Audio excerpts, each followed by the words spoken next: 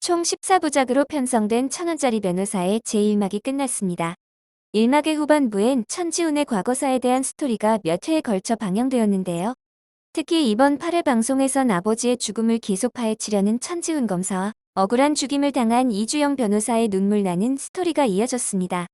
천지훈은 아버지 죽음의 배후를 찾기 위해 노력했지만 검찰 내부의 윗선에서 그에 대한 모든 수사를 막아서게 됩니다. 그런데 이주영이 법무법인 백에서 누군가와 부딪혔고 그 사람이 들고 있던 서류와 이주영이 들고 있던 사업자 등록증이 뒤바뀌게 되었죠.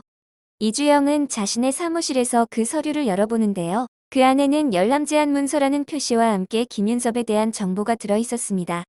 서류가 여러 장이었던 걸 볼 때 김윤섭 외에 여러 명의 정보가 들어있는 서류로 보이죠. 이주영은 이 서류를 천지훈에게 전해주려다가 이렇게 사람이 많은 지하철 안에서 칼을 맞고 사망하게 됩니다. 이제 이 김윤섭 사망 사건의 배후를 찾아야 하는데요. 사실 단서가 너무 부족하죠. 이주영이 법무법인 백안에서 서류가 바뀐 걸 볼 때 이 사건의 배후는 법무법인 백안에 있는 사람이라고 확정 지을 수 있습니다. 그렇다면 역시 법무법인 백의 대표 백현무 또는 그의 옆에 있는 서영준 두 사람 중 한 명이 배후의 중심에 있다고 할 수 있겠습니다.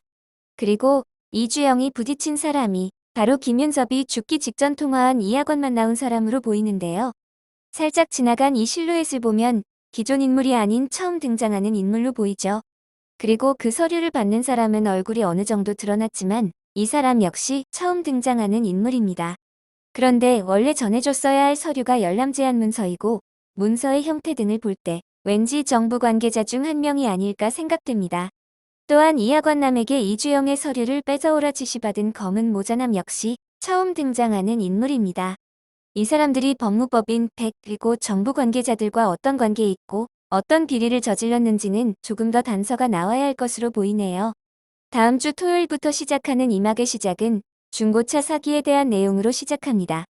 요즘 이 중고차 사기 판매에 대한 이슈도 많고 또 이들을 잡는 유튜버 분들도 많이 계신데요. 수리남에서 사망한 줄 알았던 응수가 다시 살아나서 중고차 사기 판매를 하고 있었네요. 천지훈과 백마리 그리고 사무장은 이들의 사기 수법을 밝혀내기 위해 중고차 딜러로 위장해서 침입하는 모습이죠. 시원하게 사건을 해결하는 천지훈 변호사의 모습을 기대해봅니다. 다음 주 금요일엔 1000원짜리 변호사 스페셜이 방송되니 참고하시기 바라며 저는 다음의 리뷰로 다시 찾아뵙겠습니다. 감사합니다.